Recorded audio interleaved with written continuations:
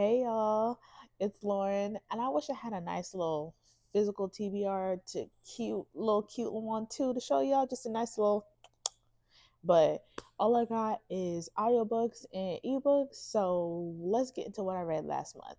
I finished the Crenshaw King series last month. I read Feelings for You, Save Room for Us, Love's Most Wanted, and Anything Necessary for Her. I finished all of those last month.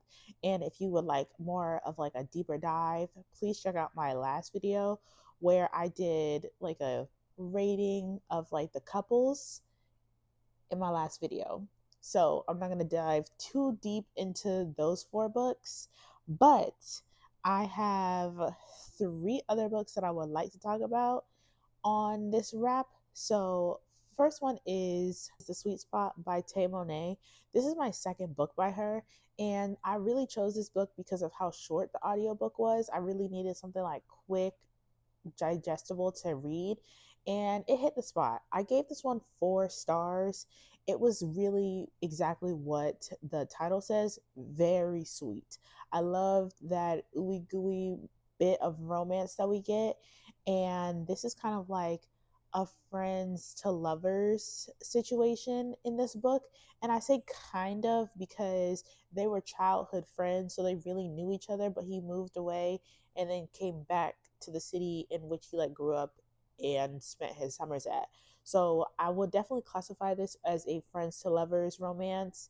And they just wasn't communicating about how they felt about each other. So for like 12 years, they just been best friends, besties, until one night they decided to cross that line. And what I really enjoyed about this book wasn't just like, it wasn't mainly, the sescapades, but it opens up with the female main character's grief about the loss of her mom.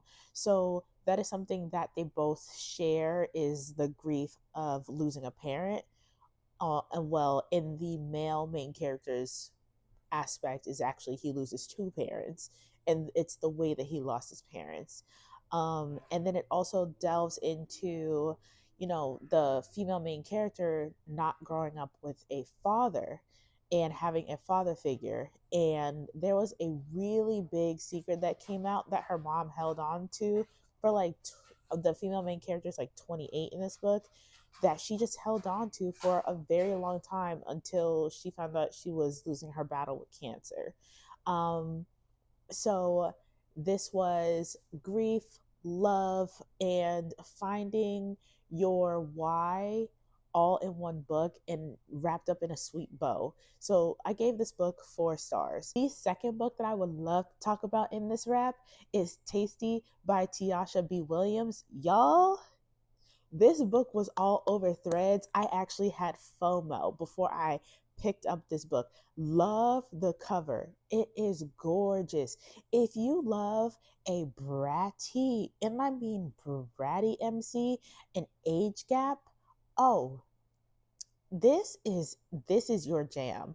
When I tell you the age gap, it's a big age gap, but I feel like it's an appropriate age gap, whatever you deem appropriate. 24 and he's like 45. Yeah, I really like that. But this book felt like an onion. We were pulling back layers of Marlon and who he was as the male main character, because he was guarded, closed off. Like, he understood that he likes to be the dominant in the bedroom, he likes to be in control, he runs his business the way that he does. He wants that rhinery like down to a T, a science. But when Aurora came in, she knocks him off his axle. Like, he just could not function in the same way that he felt like he could previously. He really felt like the threads of control were being snapped because she had her own way of doing things and he just did not want it done like that. But she pushed him to think outside the box and see how things could be just done, transformed differently. There was a whole section of the barn that they were using that was not being used in that winery, that she transformed into a magical space for events, live events, wine tastings. Like she did all of that, and he was just like, "No, your shit's gonna fail." Well, she proved him wrong. So was she really stepped up on her boss shit? And she's again only 24. So I really enjoyed the onions of this book where it comes to the grief, the the childhood callback, the relationship between Marlon and Aurora's dad, the relationship between Aurora's dad and mom, like the way that these all it came together. Oh, it was chef's kiss spectacular. So my last and third book that I want to talk about during this wrap up, this monthly wrap up, is Enigma by C.M. Barnes. I waited until the audiobook came out before I even got into the book. I know that it's been out on Kindle for a while, but like I said, I'm an audiobook girly. And wow, I was not expecting a duet. No one no one said anything, and that caught me by surprise. And I loved, when I tell you I loved every bit of it. Not only was it X-rated nasty, they got down with the get down. This explored a polyamorous relationship, a polyamorous lifestyle. Not only did it discuss grief from the widower's point of view, it discussed friendship, it discussed therapy, it discussed family drama. Like, people I think are only looking at the sexual activities that were happening in this book, but this book, again, like I said previously about Tasty, has onions. It had so many layers to pull back, peel back on it. I thoroughly enjoyed this book. When I tell you, like, having a female main character and a male main character who were best friends in their own rights outside of like their spouses, they hung out together, like, and then having their individual partners pass away 6 months within each other was truly heartbreaking. And they had each other to lean on. They had 20 years of history. And what I really enjoyed is that the kids had a bet going on about when they were going to get together, if they had gotten together. And that was like the funniest part about the book.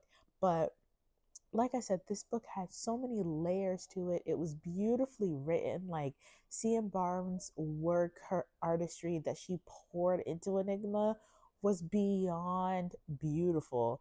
Probably one of the best books of the month that I've read. But if I had to rank, like, I would say my top three books for my monthly wrap up, it would definitely be Save Room for Us by Siobhan Latrice, Enigma by C.M. Barnes, and definitely Tasty. Like, those were my top three books of the month. And I cannot believe that, like, I've read them and I might do a reread. It just depends on how I'm feeling. So I hope you enjoyed my monthly wrap up. That's all from me. Please comment below. Don't forget to subscribe, like, and interact with this video. I'll see you on the next one. Bye.